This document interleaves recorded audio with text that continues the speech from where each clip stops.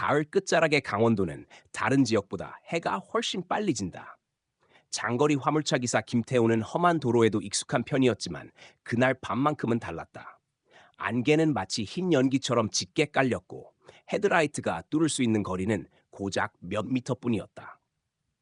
특히 사고가 자주 나고 밤이면 하얀 그림자가 차를 세워 달린다는 소문이 있는 미령고개에 들어서자 태우는 이유 없이 목덜미가 서늘해졌다. 밤 9시. 늘 들르던 죽집에 잠시 들러 따뜻한 한 끼를 해결하려 했지만 문 앞에는 삐걱한 나무 팻말만 걸려 있었다. 영업 종료. 영구 폐업. 고개를 갸웃거리던 순간 바로 옆 낡은 기와집에서 한복을 입은 노파가 조용히 모습을 드러냈다. 노파는 태호를 보더니 마치 기다렸다는 듯 손가락을 들어 고갯길 위쪽을 가리켰다. 조금만 더 올라가 봐요. 고개 넘기 전에 새로 생긴 죽집이 하나 있어. 젊은 아가씨가 하는데 아주 맛있다오. 태호는 고맙다는 말을 건네고 다시 차를 몰았다. 하지만 한참을 올라가도 죽집은 보이지 않았다. 불안히 고개를 들 무렵 갑자기 맞은편에서 승용차 한 대가 미친 듯한 속도로 돌진해 왔다. 뭐야? 태호는 반사적으로 핸들을 왼쪽으로 꺾었다. 트럭은 흙바닥을 튕기며 가까스로 충돌을 피했고 심장이 귀 가까이에서 뛰는 듯 요동쳤다. 숨을 고른 후 고개를 들자 안개 너머로 작은 불빛이 반짝였다. 그리고 그 앞에는 낡은 나무 간판이 걸려 있었다. 해물죽. 태호는 이상하다는 생각보다 살아남았다는 안도감이 더 컸다. 그래서 문을 열고 안으로 들어갔다. 가게 안에는 한 명. 머리를 어두운 두건으로 가린 젊은 여자가 조용히 서 있었다. 그녀의 목소리는 새벽 공기처럼 맑았다. 비도 오고 피곤하시죠? 죽이 방금 다 됐어요. 네, 따뜻할 때 드세요. 허기와 피로가 한꺼번에 몰려오는 바람에 태호는 별 의심 없이 자리에 앉았다. 여자는 두건을 벗었다. 순간 태호는 말문이 막혔다. 너무도 예쁜 얼굴이었다. 예쁜 것보다 어딘가 이상하게 끌리는 아름다웠다. 저는 은혜라고 해요. 이 동네 사람은 아니고 언니랑 둘이서 서울에서 살다가 여기 내려왔어요. 언니 이야기를 꺼내면서 은혜의 눈빛이 잠시 흔들렸다. 태호는 농담처럼 물었다. 이렇게 예쁜 사람이 왜 이런 고갯길 한복판에서 혼자 죽집을 해요? 은혜는 잠시 대답을 망설이더니 입꼬리를 아주 천천히 올렸다. 사람이 많으면 안 좋아요. 여기는 꼭 필요한 사람만 오거든요. 그 말에 태호는 잠깐 등골이 서늘해졌지만 김이 모락모락 나는 해물죽 냄새가 모든 의심을 지워버렸다. 이상하게도 그렇게 비가 퍼부었는데 죽집에는 태호 말고 단 한 명도 들어오지 않았다. 태호는 숨이 턱 막히는 느낌에 뒤로 한 걸음 물러섰다. 은혜의 말은 분명 차분했지만 그 뒤편에서 아른거리던 긴 머리의 실루엣이 그의 온몸을 얼어붙게 만들었다. 방금 그거 봤어요? 태호의 목소리는 떨렸다. 은혜는 잠시 말이 없었다. 그리고 아주 천천히 고개를 끄덕였다. 언니는 여기를 떠나지 못해요. 사고 난 이후로. 그녀의 목소리는 마치 오래된 목재처럼 갈라져 있었다. 언니는 아직도 진실을 기다리고 있어요. 바람이 세차게 불어오고 미령고개 특유의 싸늘한 안개가 그들 발목을 감싸기 시작했다. 은혜는 태호 쪽으로 한 걸음 가까이 다가왔다. 언니가 죽던 날 마지막으로 목격된 차량이 있었어요. 그 차가 바로 형이 운전하는 트럭이랑 같은 모델이었대요. 태호의 심장이 철렁 내려앉았다. 참, 잠깐만요. 그날 미령고개를 지나간 기록 다 있어요. 은혜의 눈빛이 더 깊어졌다. 언니가 나타난 이유도 아마 형 때문일 거예요. 그 순간 뒤에서 사각, 낙엽 밟는 소리가 들렸다. 태우는 등골이 서늘해져 천천히 고개를 돌렸고 안개 속에서 한 여자의 형체가 점점 선명해졌다. 하얗게 질린 얼굴, 부서질 듯 흔들리는 발걸음, 그리고 붉게 물든 원피스. 은혜가 낮게 속삭였다. 언니예요. 은서 언니. 여자는 입술이 찢어진 듯한 미소를 지으며 손을 들었다. 손끝이 떨리고 무언가를 가리키는 듯했다. 바로 태호 쪽이었다. 형, 언니가 묻고 싶대요? 은혜가 무겁게 말을 이었다. 그날 미령고개에서 형은 대체 무슨 일을 본 거예요? 태호의 호흡이 거칠어졌고 수십 년 운전하며 버텨온 담력은 안개처럼 사라져갔다. 그때 안개 속에서 나타난 은서의 입술이 아주 작게 움직였다. 왜? 멈추지 않았어? 그리고 다음 순간 여자의 얼굴이 바로 앞까지 다가오며 형체가 뚜렷해졌다. 부서진 광대뼈, 찢어진 이마, 한쪽으로 꺾인 목, 트럭에 치인 흔적 그대로였다. 태호는 비명을 삼키며 뒤로 넘어졌다. 형, 은혜가 얼어붙은 그의 어깨를 붙잡았다. 지금이라도 말해요. 언니가 떠날 수 있게. 은서의 시신 같은 얼굴이 바로 눈앞에서 태호를 내려다보고 있었다. 그녀의 입이 다시 천천히 열렸다. 기억? 나지? 태호는 숨을 멎을 듯한 순간에도 침착하려 애썼다. 백발처럼 희게 빛나는 머리카락이 어깨를 흘렀고 그 여자의 눈은 깊은 슬픔과 원한으로 가득 차 있었다. 그 모습이 그의 가슴을 옥죄었다. 제가 도와드릴게요. 태호는 떨리는 목소리로 말했다. 무엇을 원하시죠? 은혜는 잠깐 고개를 들더니 손을 천천히 내밀었다. 작은 꿰칠 상자였다. 손때가 묻은 오래된 상자. 상자 밑면에는 수신인 이름과 주소가 빼곡히 적혀 있었다. 이걸 저 사람에게 전해줘요. 그가 가진 것을 알리면 모든 게 풀려요. 은혜의 목소리는 바람에 실려 더 쓸쓸하게 들렸다. 이름은 기현이에요. 안쪽 도시의 오래된 집. 부디 부탁해요. 그가 알면 언젠가 우리를 만날 테니까. 태호는 고개를 끄덕였다. 새벽까지 길을 달려 전달하겠다고 약속했다. 하지만 마음 한켠엔 묘한 불길함이 남아 있었다. 그가 알면 그 말의 무게가 쉽게 가시지 않았다. 다음 날 태호는 약속대로 도시로 내려가 상자에 적힌 주소를 찾아갔다. 낡은 대문을 두드리자 문 안에서 쉰 목소리가 나왔다. 누구냐? 문이 삐거덕 열리고 창백한 얼굴의 여자가 모습을 드러냈다. 그녀의 눈은 멍했던 가운데 상자가 보이자 갑자기 변했다. 그건 엄마의 것이에요. 여자는 상자를 낚아채듯 가져가더니 떨리는 손으로 뚜껑을 열었다. 안에는 옥으로 만든 목걸이 하나가 들어있었다. 반짝이는 비취 목걸이. 여자는 그것을 보는 순간 소리치며 부르짖었다. 기현, 기현이야. 바깥에서 어떤 남자의 목소리가 들리더니 곧 달려나왔다. 그 남자는 상자를 본 순간 비명을 지르며 어쩔 줄 몰라 했다. 그는 목걸이를 꼭 움켜쥐었다가 이내 소리치며 울부짖으며 집 밖으로 뛰쳐나갔다. 태호는 그를 잡으려 했지만 이미 남자는 산으로 달려가 버렸다. 며칠 후 사람들은 말하길 그 남자, 기현이라는 이름의 남자가 산기슭에서 미친 듯이 소리를 지르다가 결국 정상에서 떨어져 목숨을 끊었다고 했다. 그의 마지막 외침은 내가 그녀를 이었다고 한다. 남자의 눈빛은 태호가 뒤에 보았던 그날의 광기와 닮아 있었다. 돌아오는 길, 태호는 여러 사람들로부터 충격적인 이야기를 들었다. 그 마을의 한 여인이 오래전부터 기현을 홀로 가두어 두고 있었고 질투에 사로잡혀 그들의 차 브레이크를 조작했다고 자백했다는 것이다. 그 여인은 기현을 감금했고 기현은 그 짐승 같은 운명을 겪은 뒤 정신이 나가버렸다. 옥목걸이는 기현이 사랑했던 여자가 잠들어 있던 날 그녀에게 선물한 것이었다. 그 여자는 후회에 찬 나날을 보냈고 결국 병으로 세상을 떠났다고 전해진다. 기현은 마지막까지 그 목걸이를 놓지 않았고 어떤 날엔 그것을 더듬으며 지난날의 기억을 되짚었다고 한다.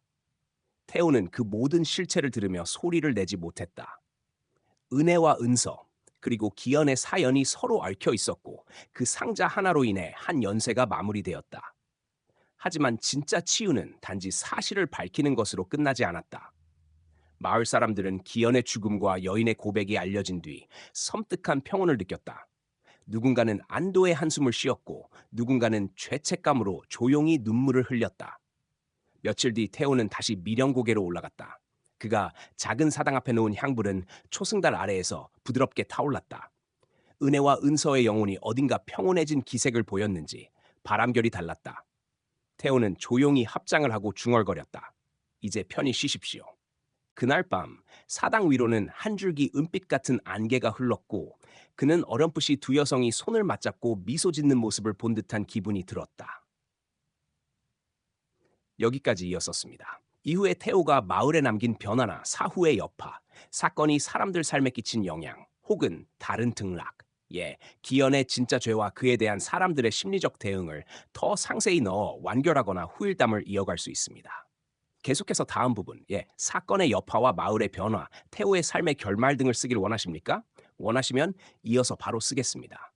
그 순간 태호는 본능적으로 뒤로 한 걸음 물러섰다. 은혜의 어깨 뒤로 스쳐 지나가는 긴 머리의 형체는 확실히 사람의 움직임이 아니었다. 방금 그거 뭐야? 태호가 떨리는 목소리로 묻자 은혜는 고개를 숙였다. 언니예요. 은서 언니. 그녀의 목소리는 한없이 낮고 조용했다. 언니는 이 고개에서 죽었지만 아직 떠나지 못해요. 바람이 지나가자 미령고개에 특유의 싸늘한 기운이 스며들었다. 바람이 부는 것도 아닌데 미묘하게 찬 기운이 귀 뒤를 스치며 지나갔다. 언니는 억울하게 죽었어요. 은혜는 떨리는 손으로 제사상 위에 놓인 사진을 가리켰다. 사진 속 소녀는 은혜와 똑같은 얼굴을 하고 있었다. 단지 웃고 있을 뿐이었다. 차가 언니를 치고 달아났어요. 그날 밤 도로에는 아무도 없었고 CCTV도 없었어요. 경찰도 사고라고만 했죠. 은혜는 한숨을 내쉬었다. 하지만 언니는 알아요. 자기를 친 그 남자를. 태호는 마른 침을 삼켰다. 그래서 나한테 뭘 해달라는 거지? 은혜는 천천히 태호에게 가까이 다가왔다. 눈동자가 어둠 속에서 비정상적으로 깊게 흔들리고 있었다. 언니가 말했어요. 당신만이 언니를 본 사람이라고. 언니의 영혼이 당신과 연결된 걸지도 몰라요. 순간 어디선가 찌르락 하는 자갈 밟히는 소리가 들렸다. 누군가 주변을 서성이는 듯한 소리. 태우는 주위를 둘러봤지만 어둠과 안개뿐이었다. 은혜가 다시 말했다. 우리에게 도움을 줄 수 있나요? 바로 그때 뒤쪽 숲속에서 여자의 목소리가 들렸다. 은혜야.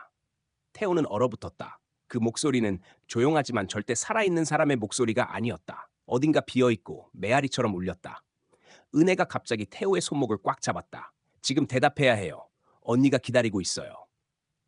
손목을 잡은 은혜의 손은 너무 차가웠다. 산 사람의 체온이 아니라 얼음장 같은 온도. 태우 씨, 정말 언니를 도와줄 거예요? 안개 너머로 희미하게 또 하나의 얼굴이 떠올랐다. 유령처럼 창백한 얼굴. 은서였다. 그 눈은 태호만 바라보고 있었다. 살아있는 사람처럼 또렷하게.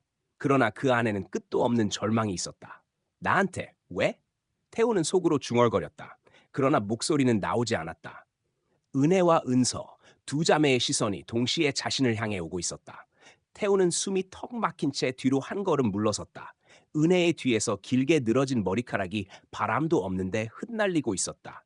형체는 흐릿했지만 분명히 사람의 그림자였다. 보셨죠? 은혜가 떨리는 목소리로 말했다. 언니예요. 은서 언니. 태호는 삼켜지지 않는 침을 억지로 넘겼다. 그럼 아까 내가 만난 죽집은? 은혜는 고개를 천천히 저었다. 현실에 존재하지 않아요. 언니가 만들어내는 거예요. 자기 죽음을 닮은 상황으로 사람들을 불러내는 거죠. 왜 하필 나였습니까? 은혜는 눈을 내리깔았다. 언니가 마지막 순간에 본 사람이 하필 트럭 기사였어요. 밤에 안개 속에서 언니가 도와달라고 손을 들었는데 그 사람은 그대로 치고 도망갔죠. 태호의 등줄기를 차가운 전류가 스쳤다. 그 말은 마치 은혜가 덧붙였다. 언니는 그 도망간 운전자를 잡기 위해 매년 이맘때면 나타나요. 하지만 언니는 그 사람 얼굴을 보지 못했어요. 그래서 트럭 기사였다면 누구든지 언니의 표적이 되는 거예요. 그러니까 태호는 목소리가 갈라졌다. 나도 잘못 걸린 거라고? 은혜는 고개를 끄덕였다. 그 대신 언니가 말했어요. 당신이라면 진실을 밝힐 수 있을 거라고. 그리고 언니가 더는 사람들을 잘못 데려가지 않도록 그 운전자를 찾는 걸 도와달라고 했어요. 그 순간 태호의 옆에서 바람 같은 기척이 스쳤다. 은서의 형체가 더 또렷해졌다. 희미했던 얼굴이 처음으로 선명하게 드러나기 시작했다. 피범벅이 된 이마, 부서진 입술, 한쪽으로 꺾여 있는 목, 마치 사고 직후 그대로였다. 도와줘 은서의 입술이 움직였다. 소리가 나오지 않았지만 분명 그렇게 말했다. 태우는 두려움과 죄책감이 뒤섞인 감정에 휩싸였다. 내가 어떻게 도와? 은혜가 답했다. 사고가 난 7번 커브, 거기 CCTV가 없어요. 그날 새벽 유일한 목격자도 죽었고요. 하지만 은혜가 갑자기 태우의 손을 꼭 잡았다.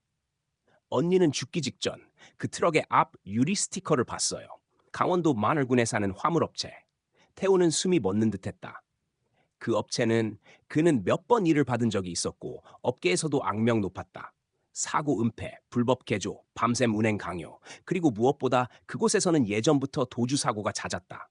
설마 그 회사에서? 태호가 말끝을 흐렸다. 은혜는 고개를 끄덕였다. 언니는 그 스티커만 기억한 채 죽었어요. 그리고 그걸 당신에게 전하라고 했어요. 주변 안개가 서서히 짙어지기 시작했다. 미령 고개가 내뿜는 특유의 싸늘함이 다시 살아났다. 은서의 형체가 점점 흐려지며 마지막으로 고개를 끄덕이듯이 움직였다. 그리고 완전히 사라졌다. 남은 건 은혜의 숨소리와 바람에 흔들리는 풍경 소리뿐. 태우 씨, 은혜가 조용히 말했다. 이제 선택하셔야 해요. 태우는 입술을 깨물었다. 어떤 선택? 은혜는 태우의 어깨 너머 7번 커브가 있는 방향을 가리켰다. 지금 내려가서 아무 일도 없던 것처럼 잊고 살 것인지, 아니면 언니의 죽음을 끝내고 더 이상 이 고개에서 희생자가 나오지 않게 할 것인지. 안개 속에서 은서가 남긴 알 수 없는 울음소리가 희미하게 들려왔다. 태우의 손이 떨렸다. 그는 어떤 선택을 해야 할까? 안개가 더 짙어지자 태우는 본능적으로 뒤로 한 걸음 물러섰다. 은혜의 뒤편에서 드리운 그 또 다른 그림자, 긴 머리가 축 늘어진 여자 형체가 미묘하게 흔들리며 그 자리에 서 있었다. 태우는 떨리는 목소리로 중얼거렸다. 지금 뒤에 있는 건 누구죠? 은혜는 천천히 고개를 돌렸다. 그러나 그 순간 뒤에 있던 형체는 스르르 사라졌다. 마치 처음부터 없었던 것처럼 보였군요. 은혜의 목소리는 담담했지만 어딘가 체념이 섞여 있었다. 아까 그건 은서 언니예요. 이곳에서 떠돌고 있는 건 육신이 아니라 한 그 자체죠. 태우는 온몸에 소름이 돋았다. 그런데 왜 하필 나한테? 그의 말끝은 떨렸다. 은혜는 미묘하게 입술을 깨물었다. 언니는 죽기 직전 마지막으로 한 대형 화물 트럭의 불빛을 봤다고 했어요. 똑같은 트럭, 똑같은 길, 당신을 따라와서 확인한 거죠. 잠깐만요. 태호는 손을 들어 막았다. 그 말은 내가 언니를 친 사람이라고 생각하는 겁니까? 은혜는 고개를 저었다. 아니요. 언니는 오히려 그 반대였어요. 반대? 그날 언니를 친 운전자는 사고를 낸 뒤 언니가 살아있는 걸 확인하고도 그냥 도망갔다고 해요. 그 말에 태호의 심장이 철렁 내려앉았다. 은혜는 다시 말을 이었다.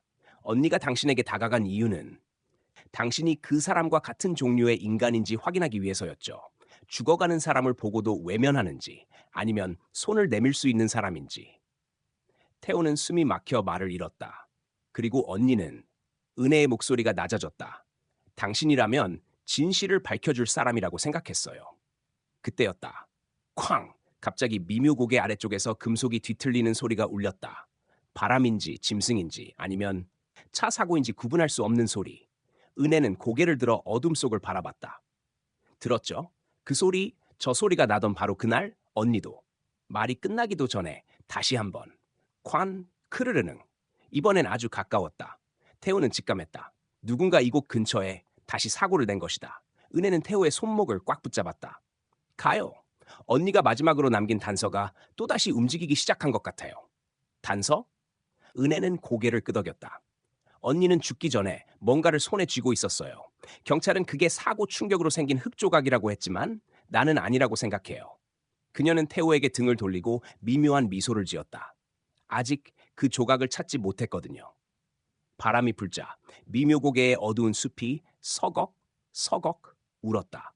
그 속에서 누군가 숨을 죽인 채 지켜보는 기분이 들었다. 태호는 결국 입을 열었다.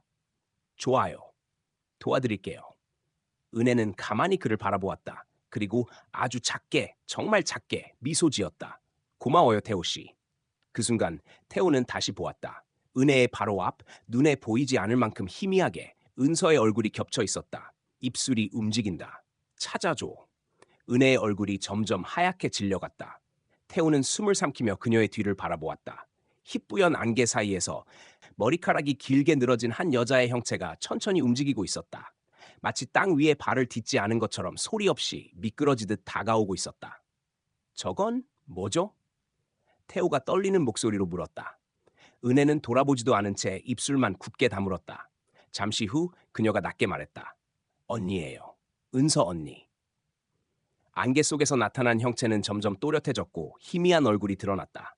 찢어진 듯한 눈매, 피가 마른 입술, 그리고 무엇보다 은혜와 완전히 똑같이 생긴 얼굴.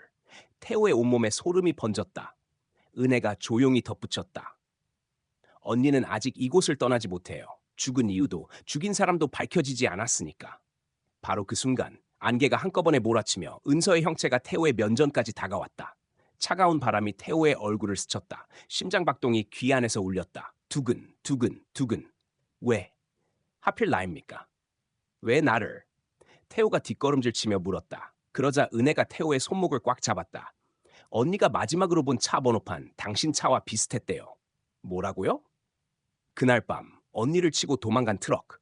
태호는 숨이 턱 막히는 것 같았다. 잠깐만, 그게 무슨? 은혜는 고개를 저었다. 당신이 범인이란 뜻이 아니에요. 하지만 언니는 당신에게서 같은 냄새를 맡았대요. 그 사람이 풍기던 그 두려움, 죄책감, 그리고 그녀의 목소리가 점점 떨렸다. 거짓말의 냄새. 안개 속의 은서가 손을 뻗었다. 차갑고 길게 늘어난 손가락이 태호의 어깨를 스칠 듯 말 듯 흔들거렸다. 태호 씨, 은혜가 다시 말했다. 언니가 원해요. 당신이 도와달라고. 그리고 아주 낮게, 속삭이듯. 도망치지 마세요. 그때 바람이 갑자기 멈췄다. 그리고 은서의 입이 천천히 벌어지며 들리지 않는 소리를 냈다. 그러나 태호는 분명히 느꼈다. 그녀가 보여줄게 라고 말한 것이다. 순간 태호의 시야가 뒤틀렸다. 눈앞이 새하얘지며 귀에서는 트럭 엔진음, 비명, 그리고 금속이 부서지는 소리가 뒤섞여 울렸다. 그리고 그는 갑자기 어디론가 떨어지는 느낌을 받았다. 안개는 점점 짙어지고 미령고개의 밤 공기는 뼛속까지 스며드는 듯 차가웠다. 태호는 자신도 모르게 한 걸음 뒤로 물러났다. 은혜의 뒤편, 희미하게 흔들리는 여성의 그림자. 그 모습은 분명 사람이 아니었다. 저건. 태호의 목소리가 떨렸다. 은혜는 천천히 고개를 돌려 그림자를 바라보았다. 그러고는 마치 이미 익숙한 광경이라도 되는 듯 담담하게 말했다. 언니예요. 은서 언니. 그 순간 그림자가 아주 잠시 형태를 뚜렷하게 드러냈다. 길게 늘어진 젖은 머리, 찢어진 듯한 옷자락, 그리고 무언가를 애원하는 듯 붉게 충혈된 눈. 은혜가 숨을 삼켰다. 언니는 아직 이곳을 벗어나지 못해요. 죽은 이유를 아무도 밝혀주지 않았으니까. 태우는 심장이 쿵 내려앉는 느낌을 받았다. 그는 갑자기 떠올랐다. 그날 밤 도로를 역주행하듯 미친 속도로 내려오던 승용차. 자신을 거의 들이받을 뻔한 바로 그 차량. 설마. 태호는 식은땀을 흘렸다. 은혜는 조용히 고개를 끄덕였다. 언니를 친 차도 그 방향에서 내려왔어요. 똑같았어요. 브레이크도 안 밟고 그냥 언니를 스쳐 지나갔대요. 그림자가 서늘하게 흔들렸다. 바람 한 점 없는데도 은혜는 떨리는 손으로 태호에게 무언가를 내밀었다. 작고 낡은 목걸이였다. 펜던트 안에는 사진 한 장이 있었는데 거기엔 은혜와 똑같은 얼굴의 소녀가 환하게 웃고 있었다. 언니가 맞기래요. 그리고 언니를 죽게 만든 사람이 다시 이 길로 올 거라고 했어요. 오늘 밤이라도. 태호는 목이 꽉 조여드는 듯했다. 왜 하필? 나한테? 은혜의 눈동자가 흔들렸다. 나도 몰라요. 하지만 언니가 그랬어요. 그 사람 태호 씨를 알아볼 거야. 순간 매서운 바람이 부습 하고 불어오더니 미묘하게 진동하던 그림자가 사라졌다. 그와 동시에 고갯길 아래에서 자동차 엔진 소리가 들려오기 시작했다. 조용한 산속에선 너무나 선명하게 울렸다. 브르르릉 점점 가까워진다. 은혜는 숨을 죽이며 속삭였다. 왔어요. 그 사람이. 태우는 미처 움직일 새도 없이 굳어버렸다. 엔진 소리가 바로 앞에서 멈추고 헤드라이트 두 줄이 안개 사이를 가르며 미묘하게 흔들렸다. 차 문이 천천히 열렸다. 끼익. 그리고 누군가가 내렸다. 은혜가 태호의 손목을 꽉 붙잡았다. 저 사람이 언니를 죽인 범인이에요. 그 말이 떨어지는 순간 차에서 내린 남자가 두 사람을 향해 고개를 드는 찰나. 태호는 본능적으로 깨달았다. 그 얼굴을 어디선가 본 적이 있다. 너무도 익숙한 얼굴. 악몽처럼 떠오르는 기억. 몇 달 전 고속도로 휴게소에서 시비가 붙어 자신에게 욕하며 달려들던 남자. 술 냄새를 풍기며 차를 몰고 사라졌던 그 남자. 은혜가 이를 악물며 속삭였다. 이제 태호 씨가 선택해야 해요. 언니의 억울함을 풀어줄지 아니면 이 고개를 떠날지. 그때 바람 속에서 또렷한 속삭임이 들려왔다. 제발 도와줘. 은서의 목소리였다. 태호는 숨을 삼켰다. 은혜의 뒤편 안개 속에서 길게 흩어진 머리카락, 축 늘어진 팔, 그리고 천천히 고개를 드는 또 하나의 얼굴이 있었다. 그 얼굴은 태호가 어젯밤 마주했던 그 찬란하게 아름답고 동시에 어딘가 허전했던 은혜와 똑같다. 하지만 이번에는 미세하게 일그러져 있었다. 눈동자는 젖은 돌처럼 천천히 굴러가며 태호를 응시했다. 은혜가 숨을 고르고 말했다. 보셨죠? 언니예요. 은서 언니. 그 순간 뒤편에 그것이 미동도 없이 입을 열었다. 입술은 움직이지 않는데 목 깊숙한 데서 긁어 나오는 듯한 소리가 새어나왔다. 도와줘? 태호는 등골이 얼어붙었다. 하지만 이미 너무 늦었다. 그는 이 일에 휘말린 것이다. 은혜가 떨리는 손으로 태호에게 작은 목걸이 하나를 건넸다. 안에는 희미하게 금이가 있는 작은 원형 펜던트. 어젯밤 은서의 사진에서 봤던 바로 그 목걸이였다. 이건 언니가 사고 나던 날 차에 치이기 직전까지도 항상 가지고 다니던 거예요. 은혜의 눈이 붉게 젖었다. 그날 밤 누군가 언니를 부르더래요. 그리고 언니는 길가에 서 있던 남자를 향해 돌아섰다가 그 남자의 차에 치였다고 했어요. 태호의 심장이 요동쳤다. 그 말은 남겨진 단서 중 하나를 정확히 암시하고 있었다. 남자? 태호가 조심스럽게 물었다. 그 남자가 누군지 알아요? 은혜는 천천히 고개를 가로저었다. 그 사람의 얼굴, 언니도 못 봤대요. 하지만 그녀는 목소리를 낮추었다. 언니 영혼이 말했어요. 그 사람은 다시 이 길을 지날 거라고. 그리고 언니를 부른 이유도 있대요. 그 말이 끝나는 순간 안개 너머에서 갑자기 강풍이 불어와 미묘하게 문이 흔들렸다. 바람 소리에 섞여 낮은 속삭임이 들렸다. 왔어. 태호가 뒤돌아보기도 전에 은혜가 그의 팔을 움켜잡았다. 오고 있어요. 언니를 죽인 사람. 미령 고개를 다시 지나가고 있어요. 그녀는 떨리는 목소리로 계속했다. 언니의 혼이 저 사람을 절대 그냥 보내지 않을 거래요. 그래서 태호 씨가 필요해요. 나? 내가 왜? 은혜는 태호를 똑바로 바라보았다. 언니가 태호 씨를 믿는다고 했어요. 어젯밤 언니가 만든 죽집도 사실 태호 씨를 이곳으로 데려오려고 나타난 거예요. 그 말에 태호의 머릿속이 하얘졌다. 그럼 어젯밤 그가 먹었던 따뜻한 해물죽, 은혜가 보여준 미소, 그녀가 데려간 집, 모두 살아있는 사람이 만든 것이 아니라는 뜻인가? 뒤편의 존재, 은서의 혼이 다시 흔들리며 앞으로 한 걸음 다가왔다. 땅에 닿지도 않은 발끝이 허공을 스치는 소리가 들렸다. 푸, 탁, 해? 태호는 온몸이 굳어 있었지만 왠지 모르게 피할 수 없다고 느꼈다. 그때 멀리서 엔진 소리가 들렸다. 어두운 도로 끝에서 헤드라이트 두 개가 안개를 가르며 다가오고 있었다. 천천히, 너무 천천히. 은혜가 태호를 향해 속삭였다. 언니를 죽인 그 사람, 지금 이 길을 지나고 있어요. 그리고 그녀는 고개를 들어 태호를 바라보았다. 준비됐어요? 안개는 점점 더 짙어지고 미령 고개의 밤 공기는 폐 속을 서서히 잠식하듯 싸늘해졌다. 태호는 은혜의 말 때문에 가슴이 거칠게 뛰기 시작했다. 언니가 나한테 왜? 그는 떨리는 목소리로 물었다.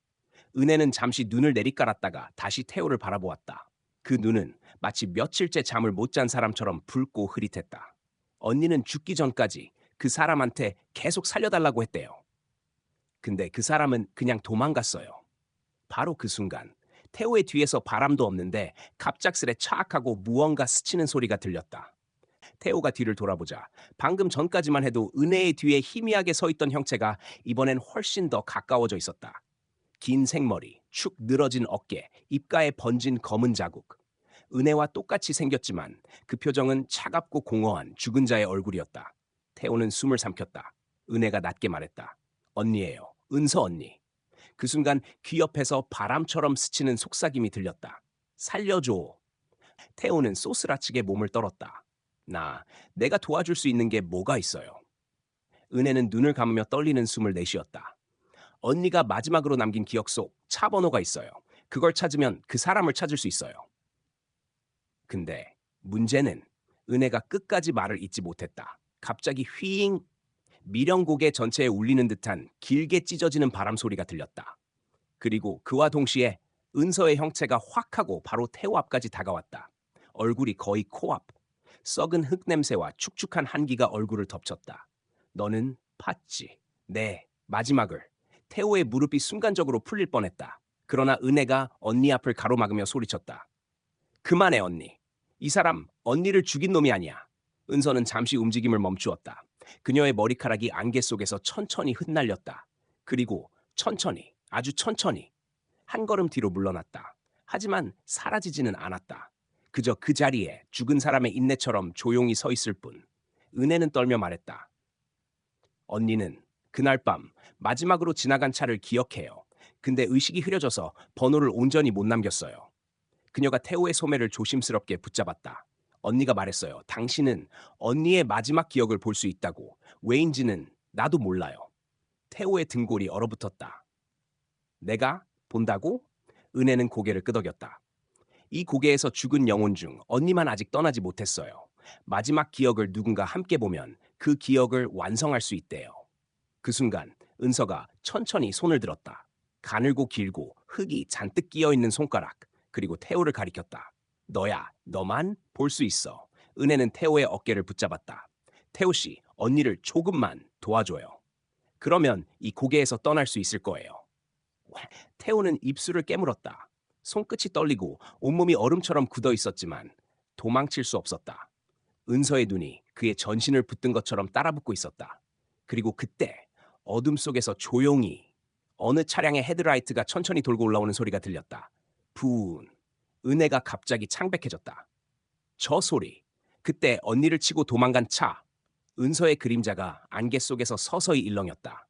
태호는 숨도 쉬지 못한 채 그 불빛을 바라보았다. 그리고 그 차가 모습을 드러내자마자 은서의 목에서 터져나온 비명 같은 속삭임이 안개를 가르며 울렸다. 왔어! 그놈이 다시 왔어! 달빛이 구름 속으로 삼켜지자 미령고개 전체가 갑자기 숨을 멈춘 듯 고요해졌다. 태호는 본능적으로 뒤로 한 걸음 물러났지만 은혜는 꿈쩍도 하지 않았다. 그저 태호의 얼굴을 뚫어져라 바라보며 중얼거렸다. 언니가 여기 있어요. 느껴지죠? 차가운 바람이 스쳤다. 동시에 태호의 귓가에 분명 사람 목소리는 아닌데 사람 목소리처럼 들리는 속삭임이 스며들었다. 도와줘? 태호의 등골이 얼어붙었다. 은혜가 고개를 천천히 돌리자 그녀의 뒤편에 희미하게 서 있던 형체가 더 선명해졌다. 젖은 머리카락이 길게 늘어뜨려지고 얼굴은 반쯤 찢어진 듯 일그러져 있었다. 은서였다. 언니는 사고가 아니에요. 은혜가 이를 꽉 물고 말했다. 누군가 일부러 벽 쪽으로 밀어버린 거예요. 언니는 바로 죽지 않았어요. 비 오는 밤, 차 밑에 깔려서 오랫동안. 목소리가 떨리다 말고 끊겼다. 태호는 숨을 몰아쉬며 물었다. 그럼 나더러 뭘 어떻게 하라는 겁니까? 은혜는 주머니에서 오래된 휴대폰을 꺼냈다. 깨진 화면 속에는 교통사고가 나던 날 미령국의 CCTV가 녹화한 마지막 장면이 있었다. 헤드라이트를 번쩍이며 미친 듯이 곡선을 돌던 흰색 SUV. 그리고 차에서 뛰어내려 도망가는 남자의 실루엣. 이 남자, 언니를 치고 도망쳤어요. 아직도 이 근처에 살아요. 은혜가 태호에게 휴대폰을 밀어주었다. 그리고 언니는 그 남자의 얼굴을 아직도 기억하고 있어요. 뒤에서 바람이 세차게 휘몰아치고 은서의 형체가 조금 더 가까이 다가왔다. 발끝이 땅에 닿지 않은 채 서늘하게 공중에 떠 있었다. 태호는 숨을 삼켰다. 왜? 왜 하필 나입니까? 은혜는 천천히 고개를 들고 대답했다. 언니가 말했어요. 당신 같은 사람은 진실을 보고도 도망가지 않을 거라고. 은혜의 눈동자가 붉게 빛났다. 언니가 마지막으로 믿고 싶은 사람이 바로 당신이라고.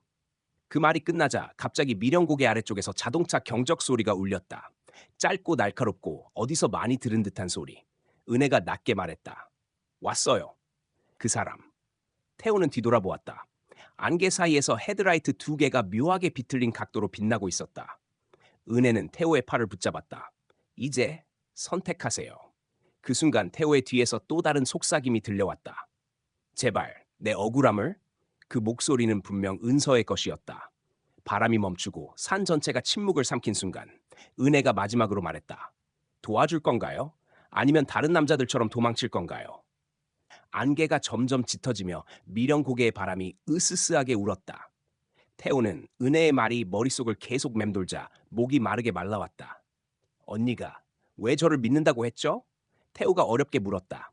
은혜는 잠시 말을 고르더니 천천히 말했다. 언니를 치고 도망간 사람, 마지막으로 스쳐 지나간 차가 바로 화물차였어요. 언니는 죽기 직전까지 그걸 기억하고 있었어요. 태호의 얼굴이 굳어졌다. 설마 저라고 의심하는 건 아니겠죠? 아니에요. 은혜는 고개를 저었다. 언니는 분명히 말했어요. 노란 스티커가 붙은 트럭이라고. 하지만 오빠 차에는 그런 게 없어요. 그래서 오빠를 부른 거예요. 언니가 오빠는 적이 아니라고 했어요. 그 순간 미묘한 바람이 스쳐 지나갔다. 은혜 뒤에서 서 있던 긴 머리의 형체가 은혜의 어깨를 가볍게 잡았다. 은혜는 흠칫하며 몸을 떨더니 낮은 목소리로 속삭였다. 언니가 지금도 보고 있어요. 태호의 등골이 오싹해졌다. 은혜는 태호를 데리고 미령곡의 7번 커브 아래로 걸어갔다. 바위 틈에는 구겨진 범퍼 조각, 깨진 헤드라이트, 그리고 노란 스티커 조각이 박혀 있었다. 이건? 태호가 손전등을 비추자 은혜가 답했다. 도망간 차의 잔해예요. 언니가 밤마다 나와 지키고 있었어요. 태호는 조각을 주워들며 중얼거렸다. 화물차가 아니라 승합차 같은데? 은혜가 고개를 끄덕였다. 맞아요. 그리고 범인은 아직도 이 근처에 살아요. 바로 그때 저 멀리서 엔진 소리가 들렸다. 짧고 거친 가속음. 태호가 눈을 찌푸렸다. 이 소리 이상하게 익숙한데? 은혜가 태호 쪽으로 몸을 돌렸다. 오빠가 도와주면 언니가 더 이상 사람을 부르지 않아도 될 거예요. 엔진 소리는 점점 가까워지더니 안개 속에서 낡은 은색 승합차 한 대가 모습을 드러냈다. 앞 범퍼는 한쪽이 찌그러져 있었고 운전석 창문엔 희미하게 너덜너덜 남은 노란 스티커의 흔적이 보였다. 저 차, 태호가 속삭였다. 은혜의 얼굴이 하얗게 질렸다. 맞아요. 그 차예요. 승합차는 그들을 스쳐 지나가더니 갑자기 급하게 브레이크를 밟았다. 운전석에서 한 남자가 내렸다. 중년, 거친 얼굴, 두 눈은 술기운과 공포가 섞인 채 떨리고 있었다. 너 또 나타났냐? 남자가 은혜를 향해 소리쳤다.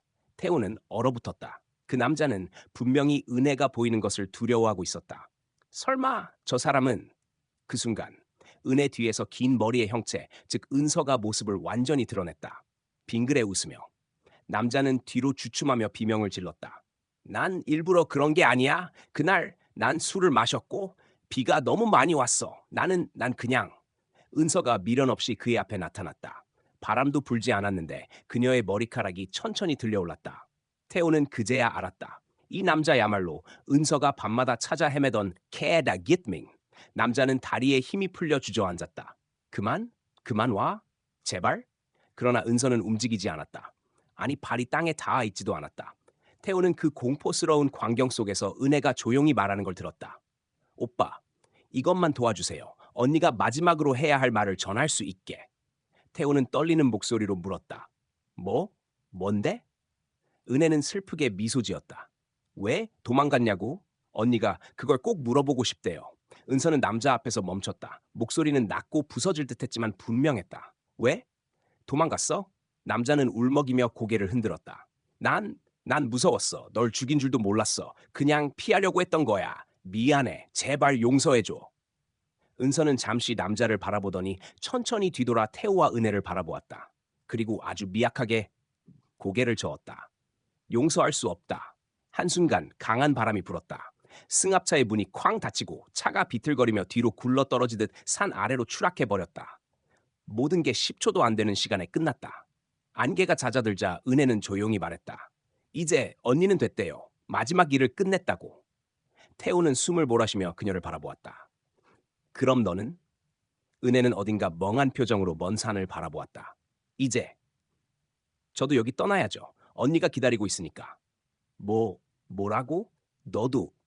은혜가 미소 지었다. 따뜻하지만 아프게 슬픈 미소였다. 저도 그날 같이 다쳤어요. 살아남지는 못했죠. 오빠는 언니가 마지막으로 남긴 부탁을 들어줬어요. 고마워요. 점점 투명해지는 목소리, 점점 하얗게 흐려지는 모습.